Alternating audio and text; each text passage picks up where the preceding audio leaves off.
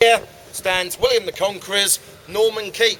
It's known as the Great White Tower, the largest of the 20 towers that now make up the Tower of London. However, of course, this is the original Tower of London. On William's orders, work began here in the year 1078 and took 20 years complete. Under the direction of Gunlolf Beck, he was the Bishop of Rochester. This tower, the first high-rise in the area. We're beaten a bit at the moment, but we're working on it. It stands over 90 feet tall, with walls that taper in thickness from 15 feet at the bottom to 11 feet thick at the top. On the tops of the corners, you'll find the turrets. 3 of those turrets are square, 1 is round. The round one is over the far side and was the site of the first Royal Observatory until it was moved to Greenwich in 1676. On top of the turrets, you'll find the weather vanes. They display the royal standards. These tell us this is still a royal palace. However, it is no longer a royal residence. But all of our kings and queens lived here for all over 500 years. The last monarch to actually live inside the White Tower was James II in 1685, the night before his coronation. In here now, we keep the armour collection. Suits of armour, weapons of war, and a good old-fashioned chopping block and axe used on the last execution on Tower Hill on the 9th of April 1747. All in here for you to see. To get to the entranceway, you'd go all the way round the other side up the wooden staircase. Deep underground is where we kept the torture equipment. People like Guy Fawkes and many other people were taken down there and they were stretched in the rack to gain information. These days, we've managed to make the area even scarier. Because deep down, underground, is a gift shop.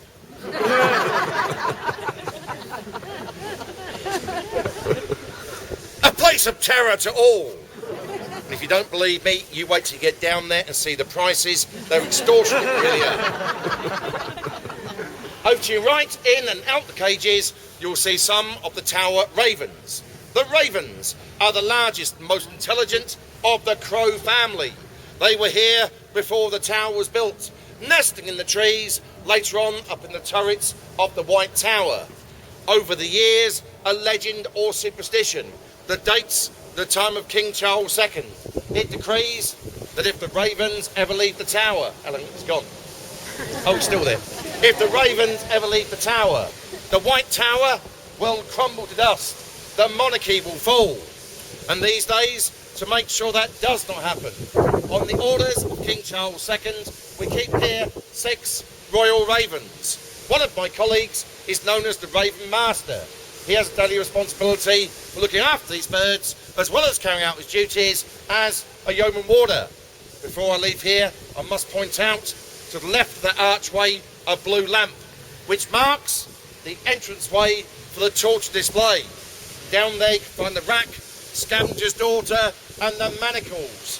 And if you've never tried it before, get yourselves down there, have some fun. It's great stuff, it really is. The children love it. They come out taller. We're going to move on again, up the Tower Green, where we executed 3 Queens of England. Green of the Tower. Our village green, though, is rather special. On it, we have our own private execution site, where 6 people were executed. 3 of them were Queens of England. Where did it take place? That grassed area down to your left is where they erected the scaffold on the day of an execution. It was taken down again straight afterwards. I'll tell you about some of the executions once we're inside the chapel, where we can see where these people are actually buried. More fun? Right. I can feel the excitement now. Do you feel any at all? No. Okay, before we go in there, let's excite you by telling you now what's around you on Tower Green. So if you look down to your left, end of the pathway beyond the trees, you'll see a square tower to the left of the staircase. That is the Bloody Tower. In there, you can find out more information about a few of the other people that were murdered inside that very building. Please remember, we did murder people indoors, all the executions outdoors. Is that cleared up before we go any further? Good. Place of murder. In the far corner, you've got a black and white, perfectly preserved Tudor residence. That's called the Queen's House, because it is the Queen's house. and it was built in 1540 during the reign of King Henry VIII. Many important prisoners have been held there over the years. In 1542, Queen Catherine Howard, she was held there for adulterous affairs. That was Henry's fifth wife, before being executed over there on the grass. 1554, Lady Jane Grey, young crowned Queen of 9 Days. She too was a prisoner of that building, and the youngest victim to be executed over there on the grass in that year of 1554. Who else we got? William Penn. There's another one for you. Now, what's William Penn famous for? The founder of Pennsylvania, one of our smaller colonies. That was a good one, wasn't it? He was held there in 1688. Last one, here we go. Rudolf Hess, deputy leader of Nazi Germany. He became the last state prisoner of the Tower in May of 1941. This is now the home of the Constable. The Constable is the person appointed by Her Majesty the Queen to look after the Tower in her absence. That's why the Constable gets to live in there with his family. At the moment it's Lord Danett, who is the 159th Constable of the Tower of London. To the left of the Queen's house, houses down there with light blue doors. Some of my colleagues, their families, they live there. There's about 130 people that do live inside the tower, in some 43 houses. 29 houses in the outer wall, 14 are in this area. It breaks down to 6 officers of the tower and 37 beefeaters with families. Very sadly, I did say with families. Does anybody want 2 teenagers? Boy and a girl, great kids, really are. 18, 16, bags are packed, have passports, will travel. Anywhere on or off the planet, speak English. Any language you want to. Please help. No? You're getting it, a lot of you.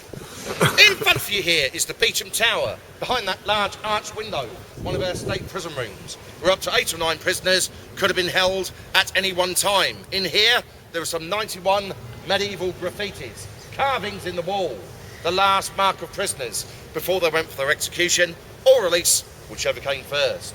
But some of those carvings there are more than 450 years old. They are well worth a look at.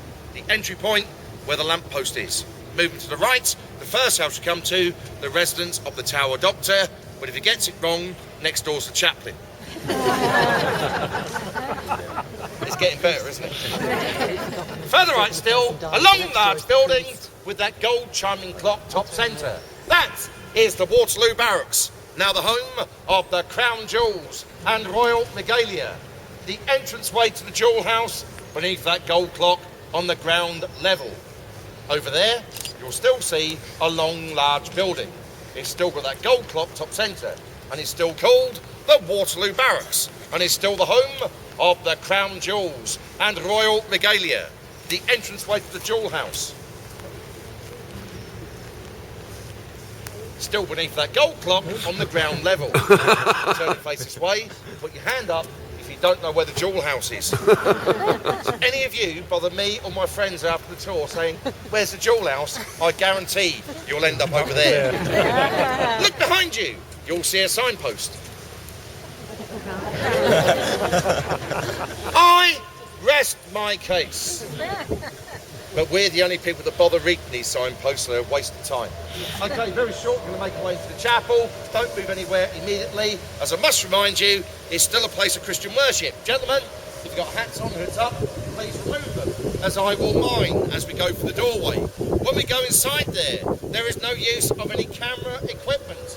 That's cameras, camcorders, video recorders, sound recording equipment, audio guides, mobile phones, smartphones, cell phones, iPhones, iPads, small or large, any other tablet or Google Glasses. If you've got any of those, make sure they're switched off, put away, as you cannot use them.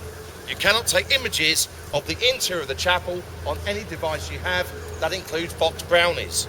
Now, next thing, as you pass through the doorway, make your way as far forward as possible.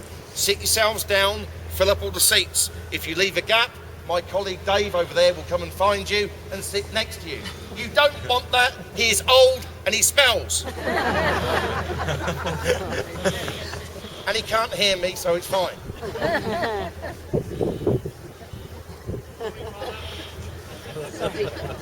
Grandad? As you pass through the doorway, some of you more than others will notice something positioned there some 500 years ago. Here, at the tower, we call it a step. Spelled S-T-E-P, step. There you go, I've spelled it out for you. The step is that big.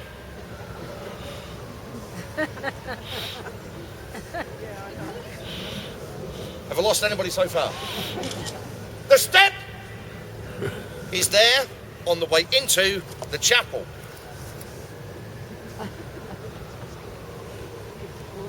The step is still there whilst we're in the chapel. Are you sure you're keeping up now? The step is still there on the way out the chapel. Does anybody here does not know we've got a step in the doorway of our chapel? You see, some of my colleagues that's stand inside the doorway to catch anybody that tumbles and falls. I do not. I promise you now, I will stand back and laugh at each and every one of you. Are there any questions? No good, follow me.